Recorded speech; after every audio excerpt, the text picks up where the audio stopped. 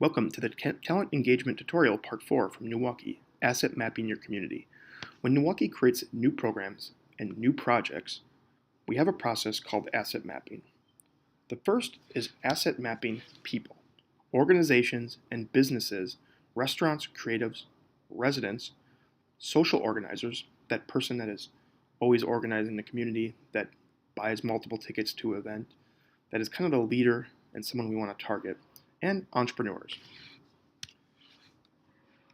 We look at what is our recipe for community entrepreneurship. Who is an entrepreneur?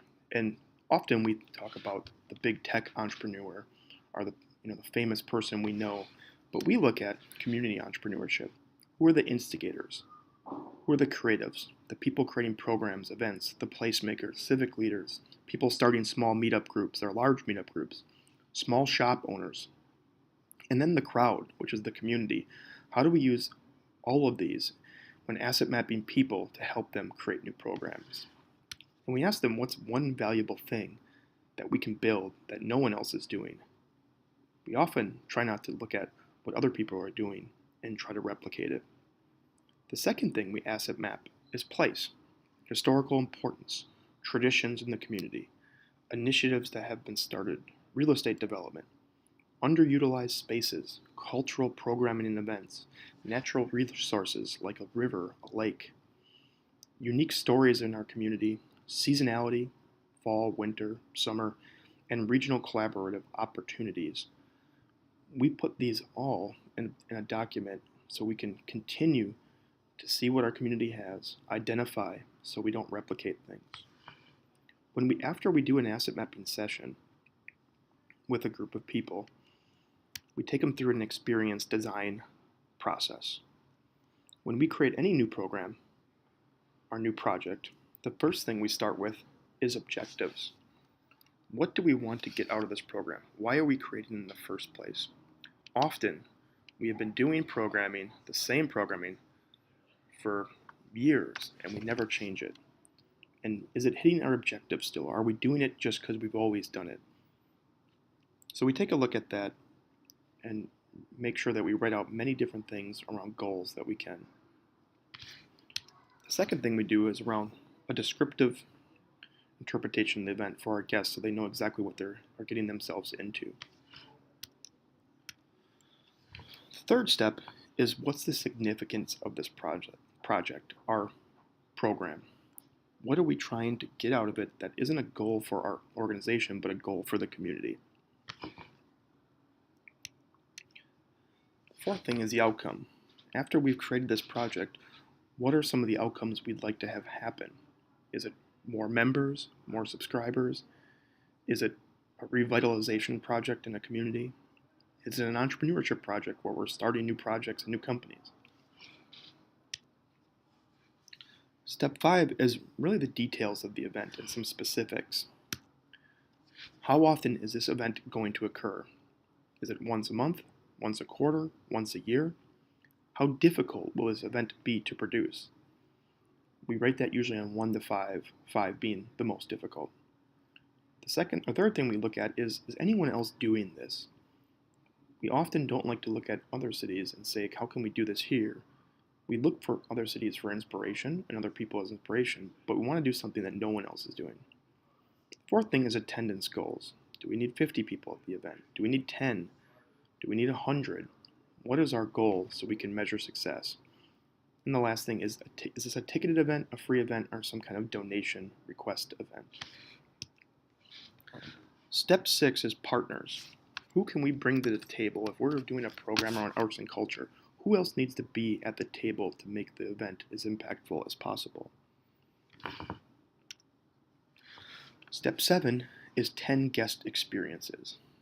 We try to think of 10 different things that people can do at the event to make it impactful. So whether that's networking or meeting new people to listening to music, what are 10 things that people can walk away from and do at your program? Step 8 is, after you completed 10 different experiences, what would really enhance the event? What can make this program bigger and better and more impactful? This is kind of the fun brainstorming part of experience design. Step 9, we try to identify all the challenges, whether it's a permitting challenge, whether it's a challenge because it's outdoor and there's weather. We try to look at every different scenario so we can understand before we go into the project what we're up against. Step 10 is hard costs. What are the things that we have to pay for?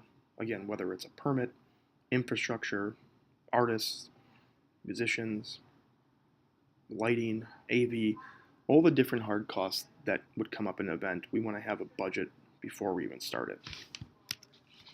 Step 11 is revenue. What are the new sponsor opportunities? If you've asset mapped your community and you have a list of businesses and organizations, how can you match up someone's mission and someone's about section and someone's vision for the community and match it up with what you're producing as a possible sponsor? Second thing is if it's a ticketed event, obviously there's revenue that will cover some of your hard costs. So we look at all the different opportunities around revenue. Then step 12 is production. So how are we producing the event? What are some of the promotional opportunities? Do we have a website? Do we have a blog? What social media outlets is this event appropriate on? What are the media targets? Is there traditional and untraditional, whether it's a podcast or a blog compared to radio advertisement and TV? So we try to look at all the other printed materials, flyers, and just make a checklist around promotion. Then event production. What are the permits needed? What are the AV rentals? Is there transportation? What type of entertainment? What type of insurance? What kind of event decor? Do we need to clean up? Who is doing beverage services? Really by building a run of show and going through all these different sections is what allows for a flawless event. So let's take a look at some of this in action. There is a park in NEWaukee called Swing Park, where a local architect hung swings underneath an overpass. The park was often unutilized, and now it seems to be a place of community gathering. People swing on the swings, people take wedding photos. We thought an enhancement to do some programming under the bridge would be to hang a disco ball. We invited people from the community out. We wanted to make this an all ages inclusive event and free and open to the public. Played disco music all night, and you can see people enjoyed themselves and had a great experience under the bridge. This was a program we did once, and now we are going to do annually. Another example of asset mapping in action was the city of South NEWaukee asked us to do a program in South NEWaukee. There's a park called the Grand Park, and one of the trails is called the Seven Bridges Trail. The goal was to bring people from outside the community to see what South NEWaukee has to offer. So we created the Seven Bridges Barbecue. We lit up the trail at night, hired musicians to play along the trail to enhance the experience. We put food vendors and beer sampling at each of the 7 bridges. And you hiked along the trail till you got to the beach in Lake Michigan, where we hosted a bonfire and a barbecue to showcase the whole area and what it has to offer. And we had regional attendants attend the Seven Bridges Barbecue for the program.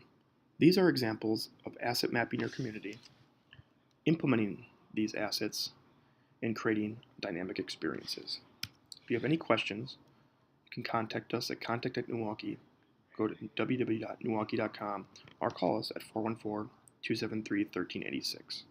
Thank you.